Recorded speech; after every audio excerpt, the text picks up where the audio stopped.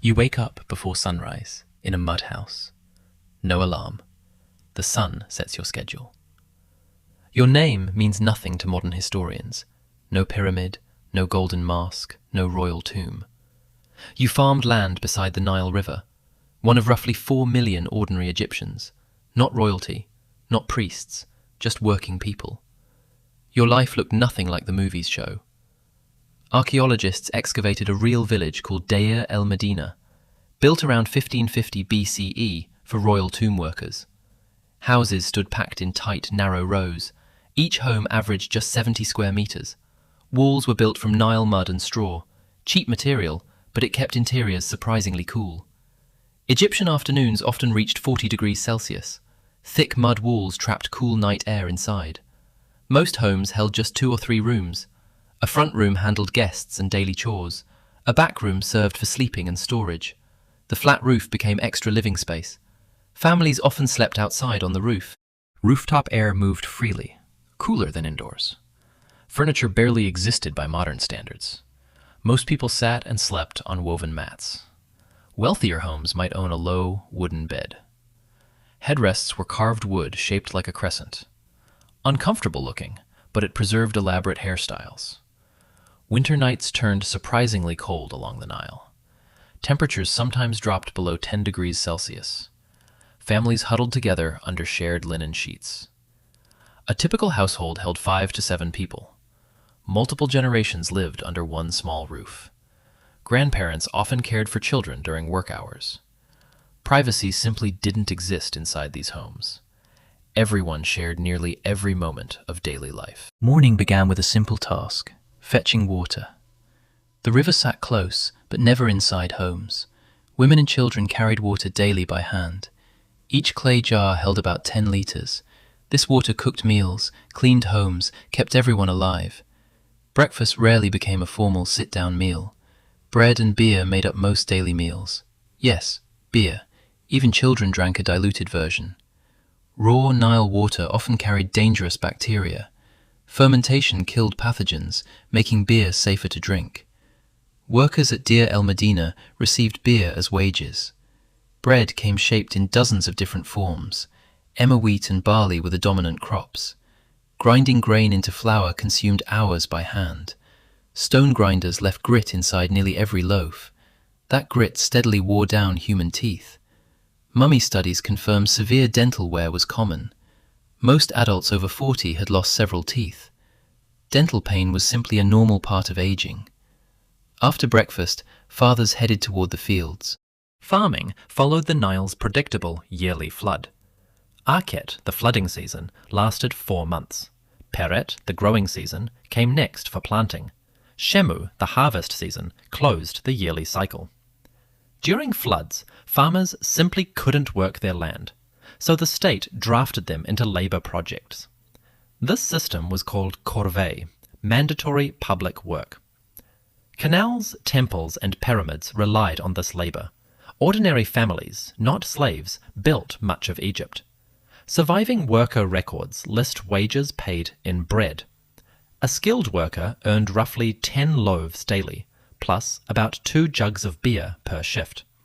Payment came in goods, since coins didn't exist. Egypt wouldn't mint coins for many more centuries. Meanwhile, mothers managed a demanding household economy.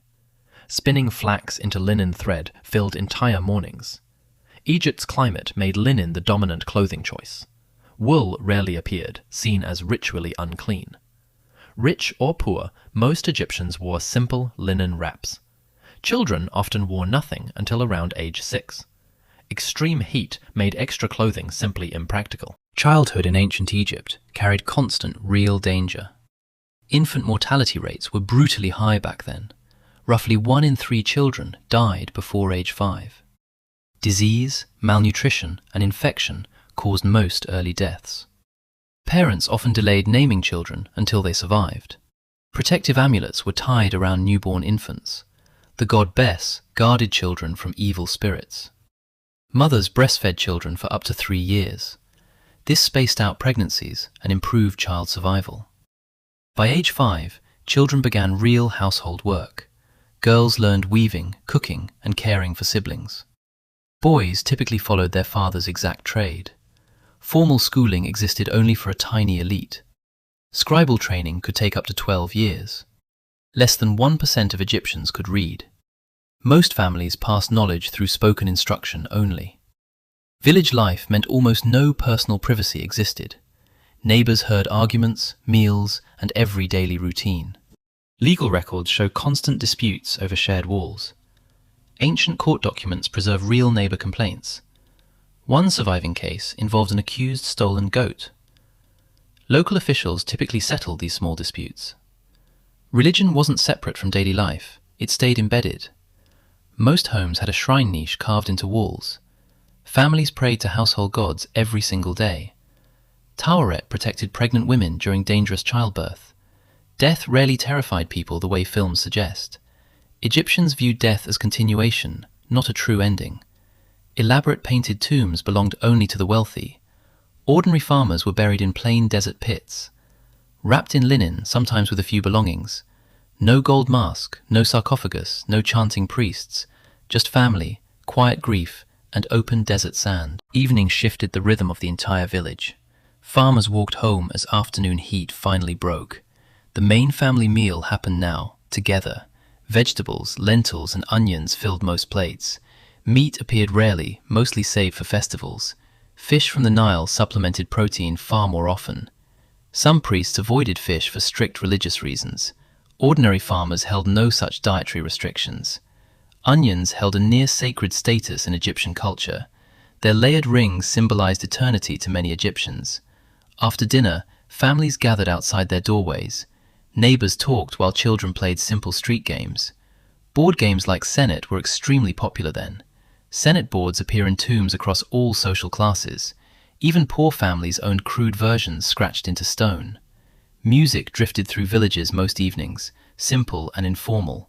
Flutes, drums, and clapping accompanied casual singing. Families often made their own music at home. Storytelling filled the darkening hours before sleep. Tales of gods, floods, and clever animals circulated widely. The tale of two brothers survives on ancient papyrus. Most stories, though, passed only through spoken memory. Marriage in ancient Egypt required no religious ceremony. Couples simply moved in together and were considered married. Marriage contracts protected property, especially for women. Egyptian women held surprisingly strong legal rights. They could own property, initiate divorce, run businesses. This surprised many later Greek and Roman observers. Herodotus claimed Egyptian customs reversed typical gender roles. Women often managed household finances and grain storage. Divorce required no lengthy court battle whatsoever. Either spouse could end the marriage on their own. Little social stigma attached to divorced women generally. Remarriage happened often and carried minimal social shame. As night deepened, families prepared for sleep together. A single oil lamp lit the entire house. Castor oil or animal fat fueled these lamps. Darkness outside meant real danger from wild animals. Crocodiles and hippos made the Nile deadly after dark. Doors stayed shut, and dogs often guarded homes.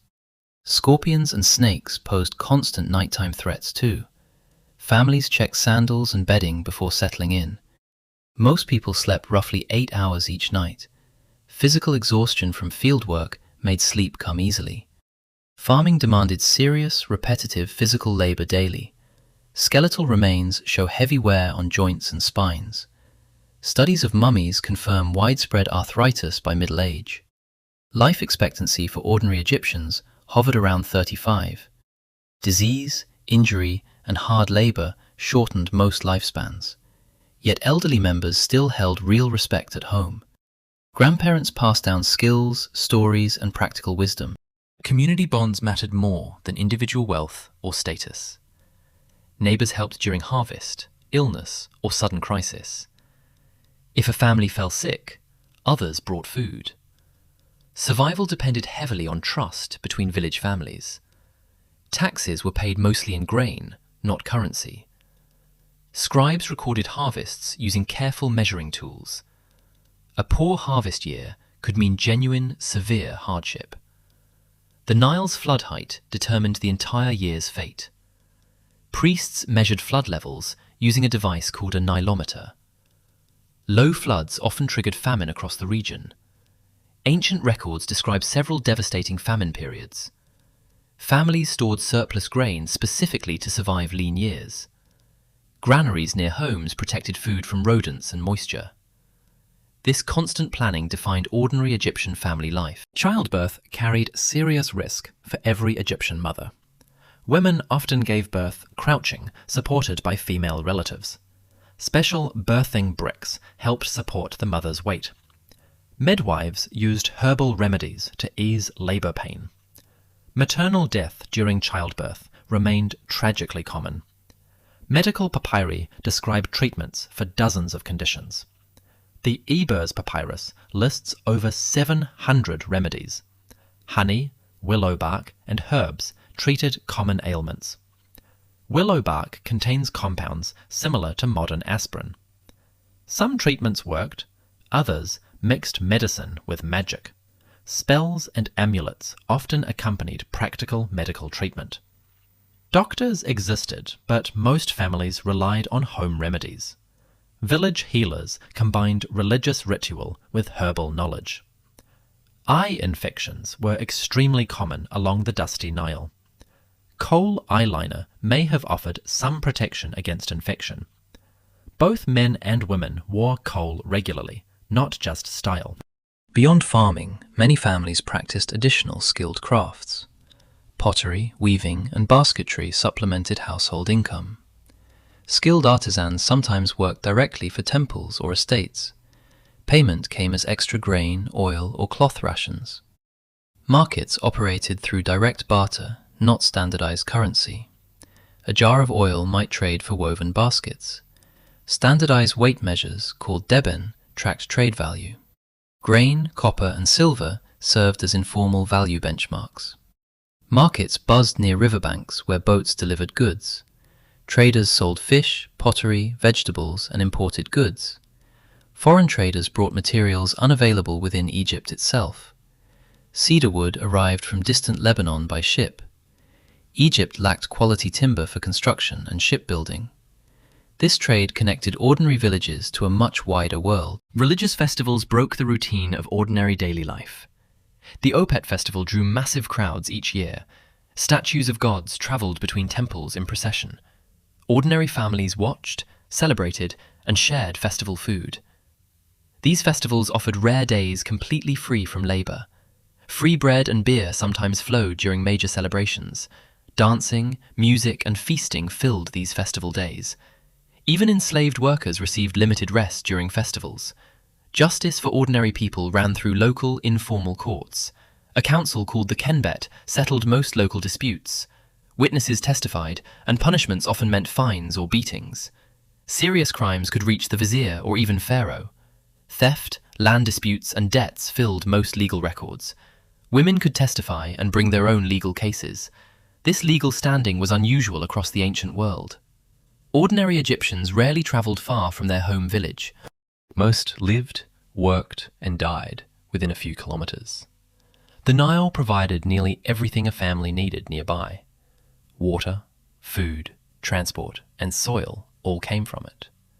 Without the Nile's flood, none of this life existed. 96% of Egypt remained harsh, uninhabitable desert. Families clustered tightly along this single life-giving strip. So picture your entire ordinary Egyptian day again. Waking with sunrise, no clock, no rigid schedule. Fetching water, grinding grain, tending small fields. Working through heat, resting through the brutal afternoon. Sharing dinner, stories, music with tightly bonded neighbors. Praying to household gods before finally settling to sleep. No fame, no monument, no name carved in stone. Just a full, connected life along an ancient river. Modern Egypt still traces its roots to these families. Their bread, their festivals, their river never really disappeared. History remembers pharaohs. The Nile remembered everyone else.